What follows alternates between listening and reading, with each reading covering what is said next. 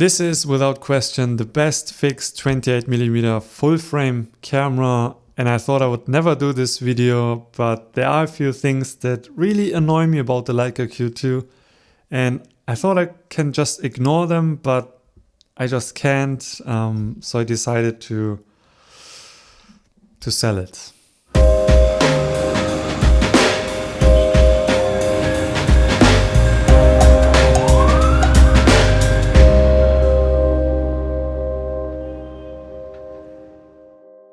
Hi everyone, Samuel here. Welcome back to a quick Q2 video update. And yes, the intro was a little dramatic, but I'm really going to sell it. The Q2 is actually already on eBay, and I'm sure in 1 or 2 days it will be gone.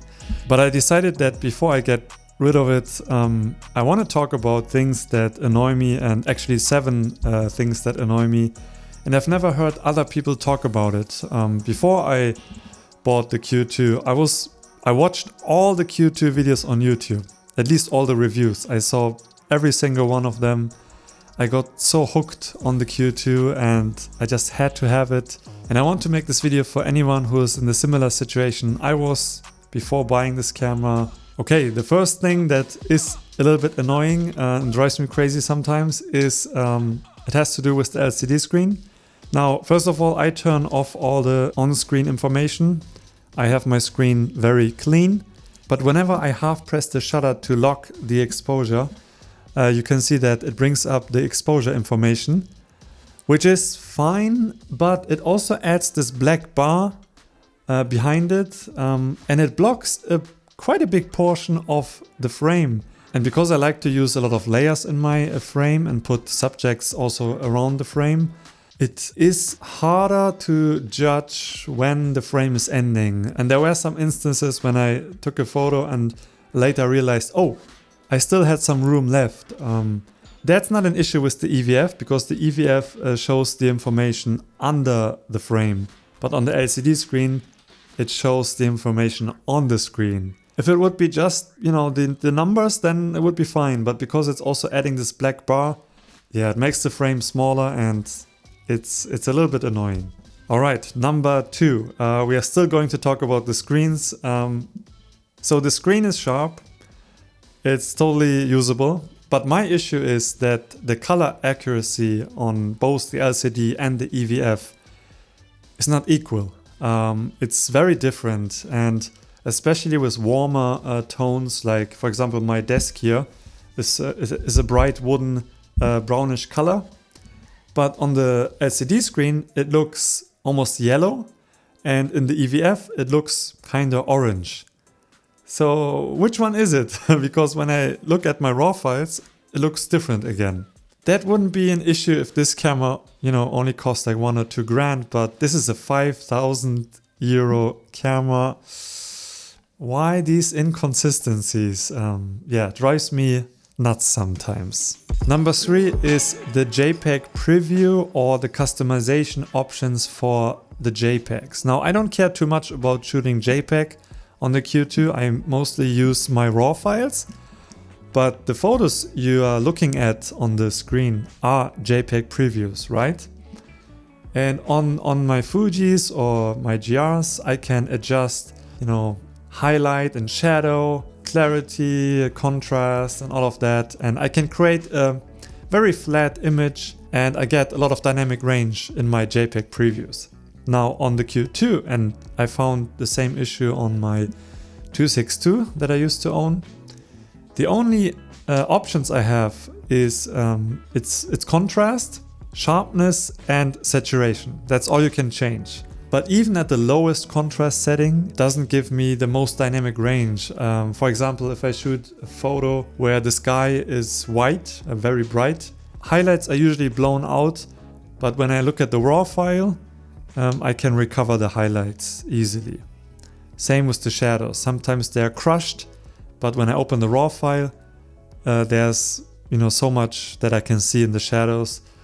Yeah, something I wish that we could do in camera. Change the contrast and highlights and shadows a little bit more. Number 4 is auto white balance. Auto white balance is pretty much useless in my opinion. First of all, it is super aggressive. It changes so drastically. If you go outside, it tends to look okay, but once you go inside and have some artificial light, it tries to correct it, and suddenly you have super cool and blue tones. It's just not natural looking, and it's really the worst auto ISO I've ever had in any camera, which is a little bit annoying. But what I do is I set the white balance manually, which I don't do on my other cameras, because when I shoot RAW, I can correct that. Again, it has to do with the preview of the images. I want to see how my photos look like, and I always set my the Q2 to daylight temperature or have my cloudy setting on. And that usually gives me the most natural colors, because when you shoot film, you only have, daylight temperature or tungsten temperature film. But it would be nice to have an ambience priority option. That would help a lot, I think. But yeah, auto ISO, I'm not using it because it's just not accurate to me. Okay, we are getting closer and closer. So number 5 is the lack of customization options. Now the Q2 has one more button. That's the dial here on top. It can also be clicked, and that's a huge help, because I use this, for example, to magnify the viewfinder when I use manual focusing. But it's still a little limiting, because we have 3 customizable buttons. So first of all, this one, and then we have the crop mode button here, which can also be customized.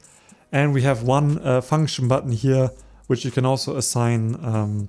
But the issue is, why can't we assign these buttons equally? For example, you can set this button to magnify the viewfinder, but you can't do the same on the crop mode button, which would make more sense, because this is where people are used to using the back button autofocus. For example, on my Fuji X-H1, I use the back button autofocus in manual mode to punch in to focus manually.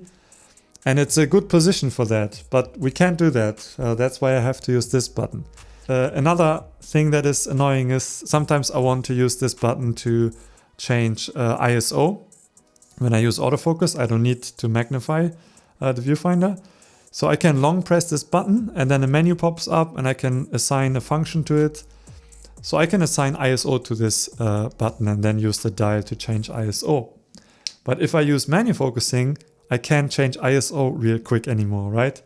So maybe I would like to use the function button here on the side to do that. But if I go into the options here, there is no ISO option. I don't know why, but it would be so much better if we could just assign it the way we can assign the other buttons. So that is limiting me a little bit. Now I use auto ISO most of the time anyway, so it's not a big deal. But it just doesn't make sense to have this limitation. Number 6 is the focus distance scale on the lens. So we have a fixed 28mm lens, a Summilux 1.7, gorgeous lens, looks beautiful, the photos render amazing, the fall off is sputtery smooth. The operation is also super smooth, and my only issue is it has a nice distance scale, and I'm used to using a Leica Emerald 28 M lens, and that has also very nice focusing scales. But on the Q, it only goes up to 2 meters, and then there's no marking for 5 meters or 10 meters. And you see the distance between 2 and an infinity is super small. Yeah, that is not very practical, because on the M lenses you develop a muscle memory, which is very helpful on the street. You don't even need to look at the lens, you can just focus by feel. And with the Q2 it's almost impossible. You need to be super precise, and that's just not worth it.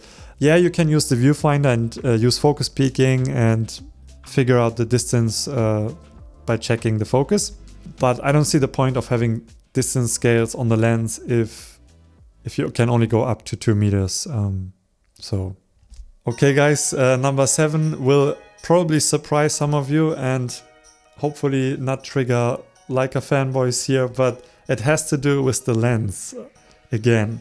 And it's a big one because we can't change the lens. So we have to live with this lens. Sounds like a first world problem, having to live with a 28 Summilux. So the way Leica was able to make this lens a little bit more compact is, first of all, it is fixed onto the body, which means it probably goes a little deeper than a normal interchangeable lens would go. And the other thing is, they don't need to correct for distortion at the same level as their Leica M lenses, because they can fix it in camera, and that is what they did. So what you're seeing on your JPEGs and in Lightroom, for example, on your RAW files, is a very straight, well-corrected 28mm lens, but that's not how this lens sees. And the only way to see this lens uncorrected is by using Capture One. You have the option to turn off lens corrections, which you can't do on Lightroom, and Lightroom is my main editing software, and I don't want to buy a second software just for this camera. But once you turn off lens corrections in Capture One, there's quite a big difference. It looks different, and the issue here for me is I always felt that this 28 Summilux on the Q2 feels more like a 24mm, maybe 26 or 25, but a lot wider than I'm used to. And I shot a lot of 28mm lenses. My favorite of all was the 28 Emirate. And one of the reasons is because it doesn't feel like a 28, it feels like a 35. It's very well corrected. It looks normal, it looks like a normal focal length. But the Q looks wide angle. And because it looks closer to 24, and I really don't like 24, because then, you know, edges start to look very distorted. And I will show you some sample photos here of the Q2. It's just something that I can't unsee, and I much prefer the uncorrected photos of the Q2, but then you have the problem that lines are distorted. So yeah, that's a huge issue for me, and because I can't change the lens, and even using the crop mode, for example, sometimes I use the 35 crop mode, but it still feels wider than any other 28 lens I'm using, which is strange because the 35 crop mode should feel closer to 35. Obviously it's not 35, it's just a crop. But because this lens is being corrected quite heavily in camera and you can't turn it off unless you use Capture One, that's really hurting my eyes, honestly. It sounds bad. And there are people, for example, my friend Elmar, he loves his Q because he loves the wide angle look. He actually wants a 21 Q. But yeah, so I decided the Q2 is unfortunately not for me because of that reason. It's a big issue for me.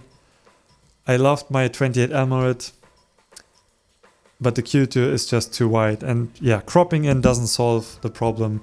And what I sometimes do is, and I shouldn't do this, but I do this anyways because it creates a more natural looking photo, is I add some distortion back into the photo in Lightroom.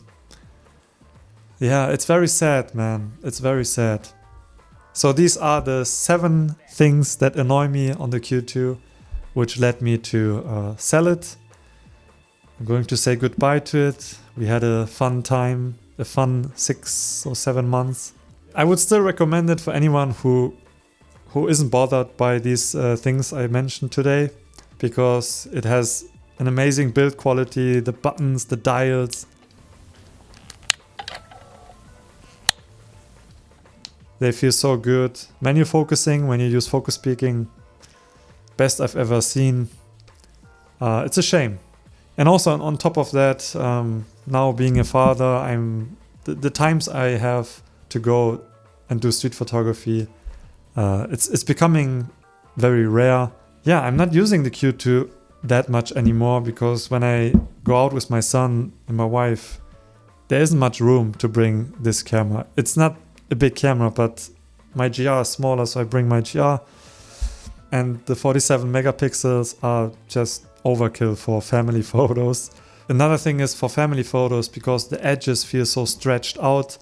When I take pictures of my son, my mom said recently when she saw the photos, you know, he looks smaller than he is, or he looks rounder than he is, you know, because everything distorts. And with small little human beings like a 3-month-old baby, you have to go close, and then yeah, you have lots of distortion. All right, that's it. No more Q2 videos in the future. I hope you enjoyed them. We will be back soon with whatever I'm going to do next. Now the question of all questions is, what will I get next? I don't care. But I feel like I'm done searching for emotional cameras. You know, I hate having so many niche cameras. So many cameras that can only do one thing very well. So I already decided what I'm going to get to replace the Q2. You want to know what it is? Sony A7 Mark IV with the 28-70 Sigma 2.8, Sony G Master 40mm 2.5, and probably the Samyang 12mm f2 for the 4K 60 crop mode. That would be useful for vlogging. And I've never owned the 10-bit 422 video camera, so that's nice. Might be a game changer for my YouTube videos, but honestly I don't think anyone will care. On the still side, 33 megapixels, kind of the sweet spot, because the Q2 has 47 megapixels and my GR has 24 megapixels, and I'm spoiled now by the Q2, so I want more than 24 megapixels, but I don't like big files, so that's why the A7 IV is perfect, because it has 33 megapixels. And by the way, guys, I changed my Leica, my red dot. I have the black painted dot on it. Maybe I should sell it for 10 grand then.